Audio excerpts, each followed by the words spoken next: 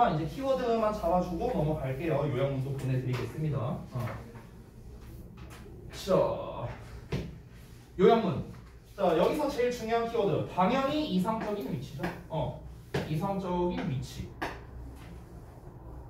끝이에요. 이거밖에 없어요. 이게 제일 중요합니다. 이거밖에 없어. 피아노를 놓을 제일 이상적인 위치는 이런 곳이어야 된다. 이거는 근데 사실상 뭐예요? 그 두 번째 문장 거의 그대로 쓴 거나 마찬가지입니다.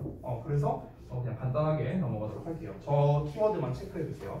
자, 이 요약문은 다시 한번 제가 뭐 톡방에 보내드릴 거니까 그거 참고하시고요. 5강 2번 가겠습니다. 보시죠. 첫 문장 보겠습니다. Power considered by some theorists to be the entrance requirements for anger. 자, 여기까지를 우리가 한 덩어리로 묶으면 되겠죠. 콤마. 그래서 power 주어 나왔고 is not 동사 나왔습니다. necessary for soundness. 자, 볼게요. 힘인데요. 5강 2번은 조금 어렵거든요. 잘 보세요. 힘인데 considered 고려되는 힘이래요. 누구에 의해서? by some theorists 몇몇 이론가들에 의해서 to be the entrance requirement 진입 요건이라고요. 됐어요? 여기서 이게 어법 구성이 어떻게 된 거냐면 이 consider를 내가 동사라고 쳐볼게요. 그러면은 이 by some theorist는 수식어예요. 여기는. 그럼 여기 to be 어쩌고 나와 있는 얘는 뭐냐면요. 얘가 보어예요. 보어. 그러니까 우리가 consider 목적어 투부정사로 이제 많이 쓰죠. 목적어를 투부정사하는 것으로 고려하는 거죠. 그렇죠? 그래서 이 투부정사가 이제 뒤에 붙은 겁니다. 뒤에. 알겠죠? 그래서 뭐뭐로 고려되는 힘 이렇게 해석하면 됩니다. 그렇죠? For anger니까 분노에 대해서를 말하는 거죠. 자, 한번 볼게요. 몇몇 이론가들에 의해서 그 분노에 대해 진입 요건이라고 여겨지는 힘이래요. 벌써 어려워. 뭔 말이야 이게. 어쨌든 이 진입 요건이라 여겨지는 힘은 is not necessary. 필수적이 아니랍니다. 슬픔에 있어서는요. 이게 첫 문장이거든. 근데 사실 이게요. 이 문장이 주제예요. 이 문장이 주제야. 주제문은요 보통 단정적인 경우가 많습니다. 여러분 단정적. 단정적이란 건 뭐냐면요. 쉽게 말하면 조동사를 잘 안 써요. 조동사는 추측성의 의미가 있잖아. 근데 지금 여기서는 그냥 단순히 비동사 현재 시제를 썼죠. 어떤 사실을 전달하는 겁니다. 사실 전달. 필자의 의견이 아니에요. 이거는요. 그냥 팩트야. 팩트. 이 힘은 슬픔에 있어서는 필수적이지 않다. 그냥 팩트를 전달하는 거야. 이렇게 단호하게 뭔가 팩트를 전달하는 일반 현재 시제를 쓸 때 보통 주제문인 경우가 많아요. 이건 팁입니다. 팁. 자, 그러면 이 말이 뭔 말이냐? 이걸 좀 정리해보자면 정리한 게 이제 아래 제가 쓴 패러프레이징인데 이 부분을 좀 보시면 그러니까 뭔지 모르겠어. 이게 지금 뭐 진입 요건이니 뭐니 이게 뭔 말인지 모르겠어. 근데 어쨌든 분노를 일으키는 그런 요건에는 어떤 힘이 필요하다라는 거야. 근데 슬픔에는 그 힘이 불필요하다라는 거예요. 이것만 이해하면 돼요. 뭐 진입 요건이니 뭐니 이거는 지금 우리가 알 수가 없어요. 너무 추상적이고 비유적으로 표현했기 때문에. 그렇죠? 근데 어쨌든 여러분이 눈치챘으면 좋겠는 게 뭐냐면 분노라는 감정과 슬픔이라는 감정을 뭔가 함께 얘기한 걸로 봐서는 이 둘을 뭔가 대조시키려고 하는 거구나 라는 것 정도만 파악을 해주셔도 괜찮겠습니다. 자, 다음 내용 볼게요. 분노는 approach emotion이래. 그러니까 접근 감정인 반면에 while sadness is a retreat emotion이래요. 얘는 후퇴 감정이랍니다. 이 접근과 후퇴라는 거는요 직접적으로 받아들이면 잘 못 알아듣습니다. 패러프레이징이 좀 필요해요. 근데 지금 여기까지만 보고는 여러분이 패러프레이징을 할 수 없습니다. 뒷문장을 보면 이해가 될 거예요. 근데 뒷문장을 보기 전에 앞서서 제가 선행적으로 미리 말씀드리겠습니다. 쉽게 말하면 접근 감정이라는 거는요 그냥 액티브라고 생각합니다. 액티브. 능동적인이란 뜻이에요. retreat는 뒤로 빠지는 거니까 패시브라고 생각하면 돼요. 수동적인 겁니다. 됐어요? 그러니까 미리 말씀드린 겁니다. 미리. 접근한다는 건 내가 간다는 건데 retreat, 후퇴한다는 건 뒤로 빠진다는 거잖아. 그치? 그러니까 서로 상반되는 개념인 거죠. 접근하는 거랑 후퇴하는 거니까. 그러니까 접근한다는 거는 내가 먼저 다가간다는 거니까 능동적이라고 제가 이제 쓴 거고요. 후퇴한다는 거는 아무래도 이렇게 되는 거니까 수동적이라고 제가 이제 얘기를 한 겁니다. 즉 분노라는 거는요 적극적인 감정이고요. 슬픔이라는 거는 좀 수동적인 감정이다 라고 지금 얘기를 하고 싶은 거야. 만약 여러분이 이것만 보고 그걸 파악했다면 거의 게임 끝입니다. 거의 끝이에요. 근데 이걸 파악 못 하셔도 됩니다. 뒤에 나와 있어요. 나와 있어. 자, 그럼 보겠습니다. Thinking of a person as sad. 어떤 사람을 슬프다고 생각하는 거. 자, 주어 자리에 슬픔 나왔죠? 그러면은 이 뒷내용은 슬프다고 생각하는 거에 대한 정의를 얘기하고 있는 거예요. 지금 슬픔과 분노를 비교해서, 비교 대조해서 얘기를 하고 있는 거기 때문에 일단 sad에 대한 설명이 뭔지부터 한번 보겠습니다. Makes us see them. 자, 우리로 하여금 보게 만들어요. 그들을 보게 만들어. 뭐로 보게 만들어? 더 약하고 더 submissive하게 보인다는 거야. 순종적으로 보인다는 거야. 그럼 얘들아, 이 순종적이라는 말이 아까 쌤이 말했던 요 패시브와 연결되는 거 아닐까? 쌤이 썼던 거? 순종적이란 건 뭐야? 고분고분하다는 거지. 그치? 시키는 대로 한다는 거잖아.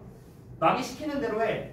이거는 능동적인 게 아니죠. 수동적인 거잖아. 남이 시키는 대로 하는 거니까. 그러니까 이 submissive라는 건 결국 뭐예요? 패시브에서 연결되는 거죠. sad, 여기 sadness. 됐나요? 이렇게 연결되는 거예요.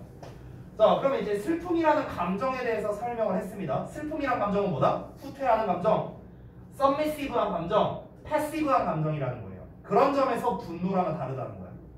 자, 지금 여기부터 보면 얘들아, 이 문장 구조가 계속 비슷하다는 걸 니네가 알 수 있거든. 주어만 봐봐, 주어만. anger 보이죠? anger, not sadness. 이게 지금 반복되고 있어. anger, not sadness. 또 anger, not sadness. 또 anger, not sadness야. 야, 4번이나 나왔어. 그러면은 지금 이 4문장은 전부 다 뭡니까? 다 주어가 분노예요. 분노. 그러면 여기에서 나오는 서술 부분은 전부 다 어떤 거야? 분노에 대한, 분노라는 감정에 대해서 정의를 내리는 거지. 그럼 분노라는 거는 이렇고 저렇고 그러하다인데 우리는 아까 쌤의 설명을 듣고 이미 알고 있습니다. 분노는 어떤 감정? 적극적인 감정이야. 적극적인 감정. 그러면 우리는 뭘 찾아야 되냐면은 이 적극적인이라는 걸 상징하는 표현을 찾으면 되는 거야. 여기서는 approach로 나왔죠? 그럼 이 approach, 즉 적극성을 나타내는 표현이 바로 요거예요. 요거. controlling one circumstances. 요게 되는 거야. 한번 해석해볼까? 슬픔이 아니라 분노는 관련성이 있대. 뭐랑? 누군가의 상황을 통제하는 거랑. 야, 누군가의 상황을 통제를 하는 거야. 이거는 능동적이야? 수동적이야? 능동적이잖아. 됐어요? 누군가의 상황을 통제하는 거니까. 뭐와 같은? 경쟁이라든가 독립이라든가 리더십이라든가 이런 거와 같이 어떤 상황을 통제하는 거야. 능동적인 거. 됐죠? 두 번째 봐봐. 분노는 슬픔이 아니라 분노는요 또 관련성이 있대요. assertiveness랑 persistence랑 aggressiveness랑 관련성이 있대요. 이건 어휘력의 문제인데요. assertiveness는 주장, 그 다음에 persistence는 끈기, 인내, 그리고 aggressiveness는 적극성입니다. 우리가 흔히 aggressive 하면은 공격적인으로 많이 알고 있는데요. 적극적인의 뜻도 있어요. 그러니까 왜 그러냐면은 이건 우리말에도 있는데요. 뭐 예를 들어서 뭐 만약에 뭐 그 여러분 중에 뭐 누구 뭐 예를 들어 좋아하는 사람이 있다고 쳐봐. 그러면 이제 아 나도 쟤 좋아하는데 고백을 할까 말까. 아 야 적극적으로 대시해 라고 말할 수도 있고 공격적으로 해 라고 말할 수도 있잖아요. 됐어? 그러니까 aggressive가 적극적인이라는 의미도 되는 거예요. 그 공격적이라는 게. 됐죠? 어쨌든 적극성 나왔어요. 자, 또 나옵니다. 슬픔이 아니라 분노는요 어떤 방식이랍니다. 적극적으로. 야 대놓고 나왔다 이거는. actively. make change. 적극적으로 변화를 만든대요. 그리고 confront challenges. 어려움에 맞서 싸운답니다. 이거 뭐예요? 완전 능동적인 거죠. 그렇지? 그냥 한마디로 말하면 anger는 능동적이라는 거야. 그러면은 아까 설령 너네가 접근 감정이라는 게 뭔지 몰랐다 할지라도 여기 부분을 통해서 이제 알 수 있어요. 아, 분노라는 거는 적극적인 감정이구나 라는 걸 충분히 파악할 수 있죠. 4번이나 얘기했는데 또 나오네요. anger는 분노는요 leads to perceptions of higher status and respect랍니다. 즉 더 높은 지위와 존중에 대한 어떤 인지로 이어진답니다. 자, 그러니까 지금 여기까지 봤을 때 전부 다 어떤 내용입니까? 아, 이 분노라는 감정은 뭔가 이 적극성을 띠는 감정이구나 라는 걸 실컷 설명했어요. 실컷. 자, 그러면 또 주어 부분을 잘 봐봐요. 대조관계의 문제에서는요 주어를 잘 보는 게 핵심입니다. 얘는 이러한 반면에 얘는 이러하다라는 거잖아요. 그렇죠? 대조관계에서 보통 시험에 잘 나오는 게 3가지 유형이 있거든. 변형 문제를 낼 때. 첫 번째가 요약이야. 요약 내기가 제일 좋죠. 얘는 이러이러한 반면에 얘는 이러이러하다. 빈칸 빵빵 뚫어놓는 거야. 요약 문제. 두 번째, 저기 뭐야, 흐름상 어색 내기 좋아요. 어휘 추론 문제죠. 그러니까 어휘 5개 밑줄 쳐놓고 흐름상 어색한 어휘 골라라. 그럼 여러분이 뭘 알아야 돼? 분노는 이런 거고 슬픔은 이런 거다. 이걸 확실히 알아야 우리가 흐름 추론 문제를 풀 수 있죠. 그 다음에 또 세 번째, 삽입 문제로 내기 좋습니다. 이 시점이 전환되는 부분이 있어요. 예를 들어서 이런 부분이죠. 여기는 앵걸 얘기하고 있는데 여기는 새드 얘기하고 있잖아. 그렇지? 그러니까 이렇게 시점이 전환되는 부분을 가지고 이런 부분이나 아니면은 이런 부분, 뭐 이런 부분을 갖고 우리가 삽입 문제를 출제할 수도 있겠죠. 그러니까 출제할 수 있는 요소가 되게 많다는 거예요. 이 대조관계 문제에서는요. 어휘 문제, 뭐 어법 문제 제외하고 막 뭐 아까 말했던 요약 문제 낼 수 있는 게 되게 많습니다. 그렇기 때문에 어휘를 잘 잡는 게 되게 중요하다라는 거예요. 얘는 어떤 거고 얘는 어떤 건지. 알겠죠? 너네가 내신 대비를 뭐 누구랑 할지는 모르겠지만 항상 내신 대비 할 때도 너네가 외부 지문이 됐든 교과서가 됐든 이제 공부를 할 거 아니야. 그러면 니네가 학습할 때 뭔가 대조관계에 대한 글이 나온다라고 한다면 너네는 이걸 생각하라고. 아, 얘는 한마디로 이거고 얘는 한마디로 이거니까 이 주어를 내가 잘 봐야겠구나. 빈칸 문제로 내기도 좋습니다. 그래서 봐봐요. happy people처럼 angry people이야. angry. 주어 자리에 angry 나왔어. 그럼 뒤에 어떤 내용? 능동에 관련된 내용이 나와야 되는 거야. 그래서 화난 사람들은요 더 낙관적이랍니다. 이 낙관적의 반대말은 pessimistic이에요. pessimistic. 얘는 명사로 나왔지만 그래서 비관적인이죠. 지금 이 필자는요 angry라는 감정을 플러스로 보고 있는 거야. 플러스. 왜? 적극적이라고 했잖아. 적극적이라고. 우리가 그냥 단순히 봐도 적극적인 게 좋은 거지 수동적인 게 좋은 게 아니잖아. 그렇잖아. 그러니까 이 사람은 일단 빡친다는 감정을 좋게 보고 있는 거야. 그러니까 낙관적이랑 비관적이라는 거를 비교해 봤을 때는 사실 낙관적이라는 게 조금 더 좋은 말이죠. 둘을 비교하자면요. 어쨌든간 더 낙관적이래. 근데 얘는 좀 애매해. 얘는 좋은 의미일 수도 있고 나쁜 의미일 수도 있으니까 넘어가서 뒤를 보는 게 더 중요하겠죠. 어떻게 느끼냐? 그래서 feeling that change is possible. 야, 변화가 가능할 거라고 생각한대요. 왜? 적극적으로 하니까요. 그리고 that can influence outcomes. 그들이 어떤 결과물에 영향을 줄 수 있을 것이다 라고 믿는 거야. 이것 자체가 뭔가 자신감이 느껴지잖아요. 나는 변화를 줄 수 있어. 나는 내가 하는 게 뭔가 영향을 줄 거야. 굉장히 자신감이 넘치는 적극성, 능동성이 느껴진다는 거죠. angry people. 됐나요? 그래서 원장님 아닙니다. 나 넘어갈게요. 촬영 편집. 자 넘어갈게요. 자 이번에 주어 부분을 봐봐. sad 나왔어. 그러면 쌤 같으면요 이런 자리에다가 약간 패러프레이징을 해서 이거 똑같이 안 쓰고 만약에 쌤이 학교에서 시험 낸다면 저 같으면요 이런 부분 빈칸으로 뚫어냅니다. 만약 나라면 당연히 이 내용은 바뀌겠죠. 이 내용은. 근데 어쨌든간 중요한 건 뭐야? 이 빈칸에 어떤 내용 나와야 돼? sad는 뭔가 패시브하구나, 수동적이구나. 이 뉘앙스가 나오면 정답이 된다는 거야. 됐어? 자, 슬프고 두려움에 찬 사람들은요, 뭐야 이거? tend toward pass. 뭐야 이거 왜 이렇게 나오지? 원래 이렇게 나와있냐? 맞구나. 명사라서 그렇구나. 쏘리. 잘못 봤어. 어쨌든 자 어디로 가는 경향이 있냐면 비관주의로 향하는 경향이 있다라는 겁니다. 그래서 어떻게 느낀다? 그 무기력하다라고 느끼는 거죠. 뭐 하는 데 있어서? 변화를 만드는 데 있어서. 핵심적인 표현은 요거네요. 무기력한. 이 무기력한이 뭐예요? 패시브한 거잖아요. 그렇죠?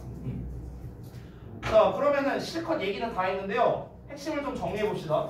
분노와 슬픔이라는 감정을 대조한 겁니다. 근데 여기서 이제 정리를 하면 분노는 적극적이고 슬픔은 수동적이라는 거예요. 그럼 제가 질문을 좀 바꿔볼게요, 여러분. 한번 답을 좀 해주세요. 이 필자는요, 분노를 기준으로 말한 거야? 슬픔을 기준으로 말한 거야? 둘 중에, 물론 둘 다 언급하긴 했어. 근데 어느 쪽에 좀 더 포커스를 맞춰서 얘기했어요, 이 필자는? 분노야, 슬픔이야? 잘 모르겠어요? 너무 잘 보이는데? 분노에 포커스를 맞췄을까? 슬픔에 포커스를 맞췄을까? 자, 이렇게 생각하시면 됩니다.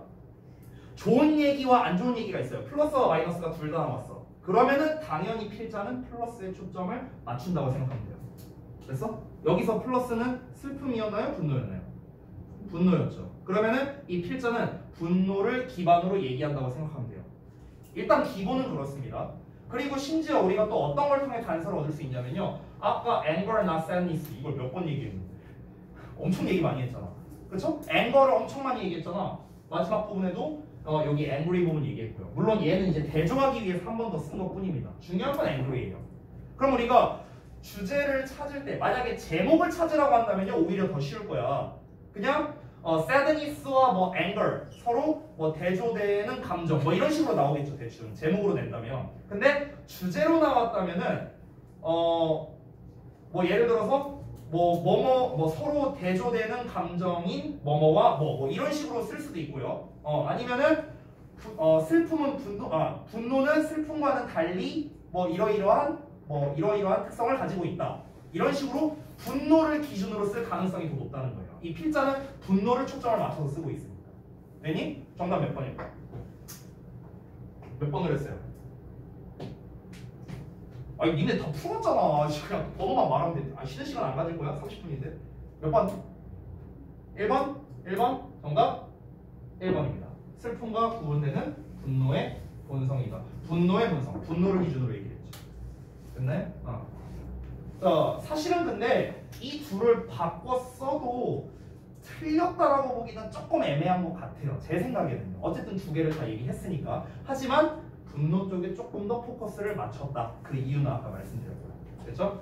자, 요약문에서 이제 포인트는 분노와 슬픔은 서로 구별되는 감정이다. 뭐 분노, 슬픔은 당연히 나와야겠죠. 주요 소재니까요. 그래서 구분되는 감정이다 라고 할 수 있고요. 그 다음에 여기서는 저 그냥 심플하게 썼어요. 분노는 긍정적인 역할을 할 수 있다. 얘네들이 바로 키워드가 되겠습니다.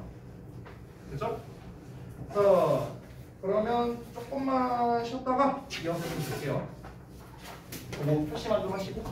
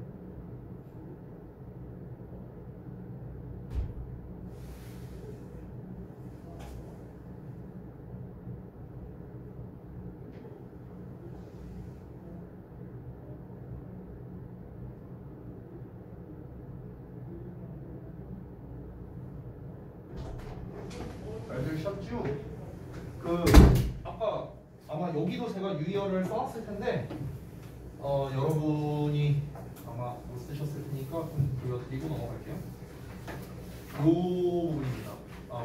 세 번째 문장인데요. 네. 여기 submissive를 이제 유의어로 잡았어요. 저는 순종적인. 그러니까 이 sad의 이제 어떤 어휘가 되는 거겠죠.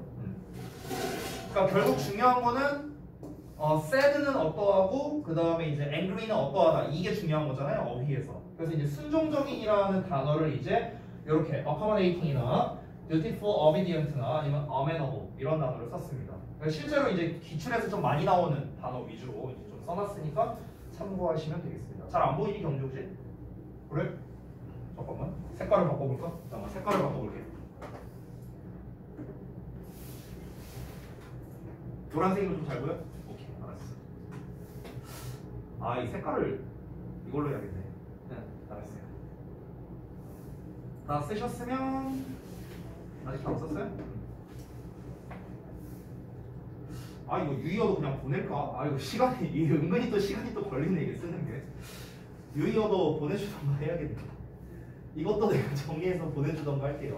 유의어가 하나 더 있거든요. 이거 말고 유리 다 썼어? 네. 여기도 있어요. 여기. 그러니까 여기까지 봤을 때 이게 anger나 sadness 이제 그 반복된 문장이었는데 결국에 분노라는 게 적극성을 나타내는 감정이라고 얘기를 했죠. 그러니까 적극적인에 관련된 단어를 찾는 게 이제 중요한 거죠. 그래서 가장 기본이 되는 active부터 해갖고 뭐 dynamic이나 energetic이나 animated나 뭐 이런 단어를 쓴 겁니다. 활기찬, 뭔가 적극적인 뭐 이런 류의 단어를 썼어요. 일단 여기까지만 쓰시고요. 5강 3, 4번은 여러분 쓰지 마시고 제가 그냥 보내드릴게요. 요약문이랑 함께. 알겠죠? 아니면 이 분석지를 아예 보내줄까? PDF로? 모르겠다. 아무튼 그건 너네가 좀 의견을 주세요. 네, 그럼 제가 원하는 방향으로 해드릴게요. 뭐 이거 주는 거야 뭐 어려운 거 아니니까. 네. 원래 예전에는 제가 그 강의를 할 때 이걸 항상 뽑아줬었어요 학생들한테 이 컬러로 뽑아갖고. 근데 이제 문제가 뭐냐면 시간이 너무 오래 걸리고 사실 우리가 문제풀이에 있어서는 이걸 보고 푸는 거는 별로 도움이 안 되거든요. 그래서 이제 제가 일부러 지금은 안 주고 있는 건데 이제 수업이 끝나고 난 뒤에 여러분의 어떤 이제 데일리 테스트라든가 학습용으로 쓰시는 거라면 제가 드릴 수 있으니까 PDF로 보내주던가 아무튼 그렇게 할게요. 자 다음 넘어가겠습니다. 그럼 이제 5강 3번 볼게요. 자 이번에도 어떤 내용인지 같이 한번 살펴봅시다. Sadly enough. 충분히 슬프게도, 그러니까 매우 애석하게도 some of us, 우리 중 일부는 가지고 있답니다. 여기서 오해하지 않으셨으면 좋겠는 게 이거 have pp가 아니에요. 알겠죠? have pp 아니고 distorted가 lessons를 수식하는 겁니다. 이런 거 좀 조심하시고요. 자, 우리가 뭘 가지고 있냐면요. 왜곡된 교훈을 가지고 있다라고 얘기했거든. 행복에 대해서. 어떤 거냐면 that developed in our childhood. 우리의 유년 시절에 발생하게 되는 생겨나는 그런 행복에 대한 왜곡된 교훈을 가지고 있대요. 그러면은 이 왜곡된 교훈이 뭔지를 파악하는 게 핵심인 거예요. 얘를 파악하는 게 중요한 거죠. 그렇죠? 이 왜곡된 교훈이 뭔지 파악이 끝나죠? 그럼 끝난 거예요. 그럼 끝난 거야. 뭐 왜곡된 교훈이 뭐 이러이러하다. 어떤 A라는 내용이 나왔다. 그러면은 우리 중 일부는 이 A라는 행복에 대해서 A라고 생각한다. 이게 그냥 주제가 되고 끝나는 겁니다. 오케이? 그러면 지금 여기에서 distorted lessons라는 게 바로 뭘 말하는 겁니까? 어떤 주제이긴 하지만 주제를 좀 약간 함축적으로 얘기한 거죠. 왜곡된 교훈이라는 표현을 해봤고요. 자, 그래서 여기서는 왜곡된이라는 말 자체가 조금 중요하다 생각해서 이제 트위스티드를 썼습니다. 넘어갈게요. 자, 그럼 이 왜곡된 교훈이라는 게 대체 뭘까? 행복에 대해서 우리가 좀 잘못 배웠구나. 이런 식으로 여러분이 생각하고 들어가시면 되겠습니다. 일단 핵심 키워드는 일단 행복이겠죠? 당연히. 넘어갈게요. 우리의 경험은 발전된답니다. as 뭐 하면서? We grew up. 우리가 자라면서요. in different systems. 다른 시스템 내에서요. 어떤 시스템이냐? such as our original family. 우리의 친가족. our religious community. 우리의 종교 어떤 공동체. 그리고 우리의 어떤 이웃. 이런 거와 같은 서로 다른 시스템에서 우리가 자라면서 우리의 경험이 발달된답니다. 별 내용 없어요. 그냥 우리의 경험이 이렇게 생겨난다라는 거를 얘기한 것 뿐입니다. 그러니까 여기서는 뭐냐면은 지금 이제 행복에 대해서 뭔가 정의를 내리고 싶어 하는 것 같아. 행복에 대해서 잘못된 교훈을 가지고 있다고 했으니까. 그러면은 뭐가 잘못된 교훈인 건지를 설명을 해야 될 거 아니야. 그러니까 그 설명의 이제 빌드업 단계라고 보면 되는 거예요. 첫 단계야. 그러니까 이걸 설명하기 위해서 우리는 살면서 여러 경험을 해. 그냥 이러면서 시작을 하는 겁니다. 그러니까 여기가 엄청 의미 있는 문장은 아닌 거예요. 아시겠죠? 자, 다음 이어서 보면 우리 중 다수는 뭐라고 믿냐면 only a few of us. 오로지 우리 중 극히 일부만이 experience true happiness. 나왔네요. 진정한 행복을 경험한다고요. 아주 극소수만이 행복을 경험한다라고 믿는다는 거예요. 그러면은 우리 중 다수가 이렇다라고 믿는다는 거니까 이 글은 사실은 통념이 되는 거죠. 통념. 통념은 뭡니까? 대부분의 사람들이 생각하고 있는 것을 말하는 거죠. 대부분의 사람들이 이렇게 믿는다며. 행복이라는 건 소수만이 쟁취할 수 있는 것이다. 이렇게 믿는다. 그렇죠? 그럼 여러분 통념 나오면 뭘 생각해야 돼요? 반박을 생각해야 돼요. 반박. 알겠죠? 통념이라는 걸 어렵게 생각하지 마세요. 어떤 게 통념인가? 많은 사람들이 또는 대부분의 사람들이 이렇다고 한다. 이렇다고 한다. 이런 게 통념이에요. 그러면 대부분 뭐가 나온다? 반전이 나온다고요. 반전이 뒷부분에. 그러면 그 반전이 뭐야? 그 반전이 주제가 되는 거야. 알겠죠? 그 반전 부분을 잘 찾으면 되는데 대부분은 however나 but을 써줍니다. however나 but을 써주는데 여러분이 이제 교재 기준으로 보자면 제가 미리 말씀드릴게요. 그 but이 어디 나와 있냐면 밑에서 두 번째 줄 오른쪽 부분에 나와 있습니다. 보이세요? But this is because. 보이시죠? 여기가 통념이에요. 됐어? 근데 마지막 문장이죠. 여기가. 그러면 이 마지막 문장이 뭡니까? 통념에 대한 반박이면서 반박이란 건 곧 뭐야? 주제라고 했어요. 근데 주제가 초반에 나왔었잖아 이미. 그쵸? 추상적이긴 하지만 나왔잖아. 그럼 이에 대한 구체화를 시킨 게 지금 마지막 문장에 나온 거죠. 됐어요? 그러면 이 문장에서 이 글에서 제일 중요한 문장은 마지막 문장이 된다라고 알 수 있는 겁니다. 되셨죠? 그러면 만약 이런 류의 글로 시험 문제를 낸다? 당연히 마지막 문장 빈칸 뚫어야겠죠? because 이하 전부 다. 됐어? 이렇게 시험을 내는 겁니다. 자, 일단 이어서 볼게요. 자, 또 이제 통념이 계속해서 이어집니다. must believe. 자, 대부분은 뭐라고 믿냐면 대생략된 거예요. attaining true happiness. 자, 진정한 행복을 얻는 것은 is like 뭐와 같냐면 복권 당첨되는 거와 같대요. 그리고 오로지 우리 중 일부만이 lucky, 운이 좋다라고 얘기하고 있습니다. 그것에 당첨되기에 충분히. 됐어요? 그러니까 거의 뭐 로또 당첨될 확률로 우리가 행복을 쟁취할 수 있다. 이렇게 믿는다는 거야. 통념이 계속 이어지고 있습니다. 아니면 하고 나왔으니까 또 통념이 나올 가능성이 높아요. 아마도 우리 중 일부는 또 믿는다. 계속 같은 패턴으로 나오고 있습니다. 자, 뭐를 믿어요? works of righteousness를요. 이거는 right야, right. 올바른 거죠. righteous, 의로운, 정의로운 이런 뜻이야. NESS 붙어서 명사형 된 겁니다. 그러니까 정의로운 일 이렇게 해석이 되는 거예요. 그러니까 정의로운 행위를 믿는답니다. 근데 정의로운 행위가 이제 뭔 말이냐? 즉 어떤 종교적 믿음을 말하는 건데 어떤 종교적 믿음이냐 하고 이렇게 수식을 하는 거예요. 이하가 뭐라고 말하냐? That says if you work hard enough at anything, 너가 어떤 것에서든 충분히 열심히 일한다면 you will receive, 너가 받을 거라고. 뭐를? What to work for. 너가 뭔가 일한 것에 대한 뭔가 보상 같은 걸 말하는 거겠죠. 그러니까 이런 약간 좀 신념, 종교적인 믿음, 그러니까 이런 거를 이제 믿는다는 겁니다. 그러니까 이게 무슨 말이냐면요, 정의로운 행동을 믿는다라고 했잖아요. 왜 그런 거잖아. 아, 내가 뭐든 그냥 열심히 하면은 나는 행복해질 거야. 이거 말하는 거야, 그냥. 됐어요? 그거를 이제 풀어서 설명한 겁니다. 풀어서. 자, 이렇게 믿는 사람도 있대요, 여튼간. 그러면은 지금 예시가 무려 3개나 나왔거든요. 믿는 사람들이 어떤 사람들은 우리 중 많은 사람은 이렇게 믿기도 하고 또 이렇게 믿기도 하고 또 이렇게 믿기도 한다. 이렇게 3가지 버전이 나왔죠. 약간 차이는 있지만 어쨌든 많은 사람들이 이런 식으로 생각을 한다라는 거예요. 행복에 대해서. 각자 저마다 행복에 대해 내리는 기준 또는 정의가 이런 식으로 약간씩 다르다는 거죠. 근데 이 3개의 공통점은 결국엔 뭐냐면은 어쨌든 행복은 쟁취하기가 어렵다라는 거예요. 됐어?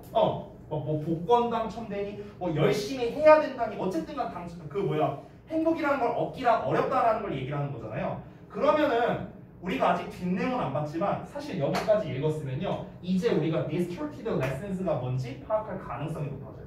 이 왜곡된 교훈이 뭐겠어? 왜곡된 교훈이 뭘 것 같아? 왜곡된 교훈이 뭘 것 같아? 지윤아, 뭘 것 같아? 행복이 뭐라고요? 노력하는 행복이 노력, 미안해 안 들려 나 씨요. 뭐라고? 아니 나 안 들려서 행복이 노력 이렇게 되었고요. 안 들렸어 진짜로. 행복이 노력하면 된다. 노력하면 된다. 노력하면 된다. 비슷한 것 같아요. 비슷한 것 같아. 우정이는 얻기 힘들다. 쟁취하기 어렵다. 네, 그겁니다. 잘못된 왜곡된 교훈이라는 거는요 바로 행복은 얻기가 어렵다라고 애들이 어려서부터 배운다는 거야. 그럼 실제로는 어떤 내용일까? 실제로는 그렇지 않다겠죠. 그렇지 않다라는 내용은 몰라요. 그러니까 아니야 행복 얻는 거 뭐 지읒밥이야 뭐 이렇게 내용이 나올 수도 있는 거고 뭐 아니면은 아니야 행복이라는 게 꼭 뭐 그렇게 빡센 게 아니야 뭐 이런 식으로 뭐 말할 수도 있는 거고 뭐 이거는 뭐 내용에 따라 다르겠죠. 어찌됐든간 왜곡된 교훈이라는 거는 행복이 쟁취하기 어렵다는 것 뭐 이런 식으로 우리가 정리할 수 있는 겁니다. 왜? 여기서 왜곡된이라고 일단 얘기를 했어요. 근데 여기서부터 아까 세 번째 문장부터 통념이 시작됩니다. 내가 아까도 말했지만 통념은 반드시 반박이 나와요. 이 통념은 사람들의 일반적인 생각인 거고 근데 이 일반적인 생각이 뭔데요? 이게 이거잖아요. 왜곡된 교훈이잖아. 많은 사람들, 우리 중 일부가 이런 왜곡된 교훈을 가지고 있다라고 했는데 그 왜곡된 교훈이 뭐야? 바로 사람들이 생각하는 거겠죠. 통념이겠죠. 됐어? 근데 그 사람들이 생각하는 게 뭔데? 행복은 얻기 어렵다잖아. 됐어? 이렇게 연결이 되는 겁니다. 자, 그러면 이어서 또 볼게요. Any one of these theories on happiness. 자, 행복의 이러한 이론 중 어떠한 것이든 간에 is born, 탄생하게 된답니다. of the philosophy, 어떤 철학에서요. 어떤 철학이야? 행복은 scarce하다. 여기에 딱 나왔죠, 대놓고. 행복은 scarce하다. 지금 이 문장은 뭐냐면요. 제가 아까 말한 거를요, 정리한 문장이에요. 지금까지 이제 통념 실컷 말했잖아. 통념 3개 실컷 말하고 결국에 여기에서 말하고 싶은 게 뭐다? 행복이란 건 희귀하구나. 이거 말하고 싶어서 얘기한 거야. 됐지? 정리한 문장이고요. 자, 그 다음 looking around 볼게요. 우리가 당장 우리의 주변 세계를 바라보면 I would have to agree. 나는 동의해야 할 거랍니다. 대절 이하를요. 진정한 행복은 short supply 안에 있다고요. short는 부족한입니다. 그러니까 부족한 공급 안에 있다고요. 그럼 이것도 똑같은 말이죠. 역시나 행복은 되게 드물다, 희귀하다, 쟁취하기 어렵다. 똑같은 말이죠. 됐어요? 이런 거에 동의를 해야 할 것 같다라고 얘기를 하고 있습니다. 아직도 안 끝났어요. 이 통념은요. 자, 드디어 나왔습니다. 마지막 문장. 벗이에요. 하지만 이러한 것이 이것 때문이다라고 말하고 있는데 이건 뭘 말하는 거냐면 지금까지 말한 이 내용이 왜 발생하게 된 거냐면 우리가 이건 단어가 좀 어려운데 요거는 조금 체크해 주세요. buy into라는 뜻이거든요. buy into. 우리가 알고 있는 buy는 구매하다밖에 없는데 buy into가 accept의 뜻이야. accept, 받아들이다라는 뜻입니다. 자, 이어서 볼게요. 이것은 뭐 때문이냐? 우리가 받아들이기 때문에 그런 겁니다. A belief system. 그러니까 어떤 신념 시스템을 받아들이기 때문에 그런 거예요. 이 신념 시스템이 어떤 시스템이냐? 이런 건데요. 가르치는 거야. 우리에게. 뭘 가르쳐요? 행복은 그 무슨 암탉의 이빨만큼이나 희귀하다고 가르치는 그런 시스템을 받아들이기 때문에 그렇다는 거예요. 됐어요? 즉 이게 무슨 말이냐면요. 아주 쉽게 말하면 행복은 얻기가 힘들어 라고 생각을 한다면 대부분의 사람들이. 근데 왜 그런 생각을 하게 됐냐고. 이유는 간단해요. 그냥 그렇게 어려서부터 교육을 받았으니까. 됐어? 그게 이유라는 거야. 됐죠? 그러면은 결국 이 글에서 말하고자 하는 건 뭘까요? 이 글에서 말하고자 하는 건 행복이라는 건 쟁취하기가 어렵다라는 거에서 끝나면 안 됩니다. 그게 끝이 아니라 그렇게 어려서부터 교육을 받아왔다라는 게 문제인 거예요. 됐어요? 자, 그럼 제가 정답을 발표하자면 정답은 3번이 됩니다. 3번. 자, 행복은 얻기가 어렵다가 아니에요. 주제는요. 행복을 얻기가 어렵다고 사람들이 생각한다라는 거야. 사람들이 생각한다고. 됐어? 왜 그렇게 생각한다고? 어려서부터 그렇게 교육을 받아왔습니다. 됐죠? 그럼 사실상 방금 전에 제가 말한 내용은 이 글의 요약문에 가까운 겁니다. 주제를 말하자고 하자면 어떻게 해야 돼요? 사람들이 행복은 희귀하다, 뭐 아니면 굉장히 드물다, 뭐 쟁취하기 어렵다라고 생각한다. 이게 주제가 되는 거예요. 됐어요? 그래서 3번이 정답이 되는 거고요. 요약문은 제가 방금 전에 말한 대로가 나왔죠. 우리가 행복이 희소하다고 믿는 이유, 저는 희소한이라는 표현을 썼습니다. 희소하다고 믿는 이유는 뭡니까? 우리가 어려서부터 이러한 신념 체계를 받아들였기 때문에 그런 겁니다. 이러한 신념 체계를 받아들였다라는 건 결국 뭡니까? 이러한 신념 체계가 뭔데요? 이거잖아. 행복이 희소한 거다. 행복은 얻기 어려운 거야. 뭔가 막 노력을 통해서 얻어야 돼. 이거 아무나 얻는 게 아니야. 막 이런 식으로. 그렇게 교육 받아왔고 우리는 그게 당연하다고 생각해 왔으니까. 됐어? 근데 사실 여러분 행복은 가까운 곳에 있습니다. 네. 자, 지금도 행복한 거예요. 지금 여러분 이렇게 딱 여기서 이렇게 공부하고 별로 와닿지 않죠? 여기에서는 이제 그냥 제가 백그라운드 노리지 해갖고 이제 행복에 대해서 이제 이 지문에 대한 좀 더 부연 설명적으로 이제 제가 글을 써놓은 건데요. 이거는 이제 그냥 참고적인 겁니다. 그냥 넘어갈게요. 3분 남았네요. 하나 더 하고 싶은데. 알았어요. 유리가 지금 나한테 눈으로 욕했거든요. 방금 전에 못 봤지 너희들은요. 내가 3분 나 하나 더 하고 싶다니까 유리가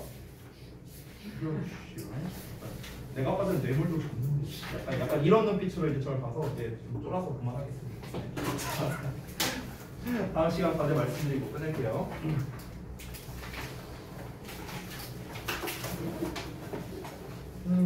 오늘이 2월 19일이구나.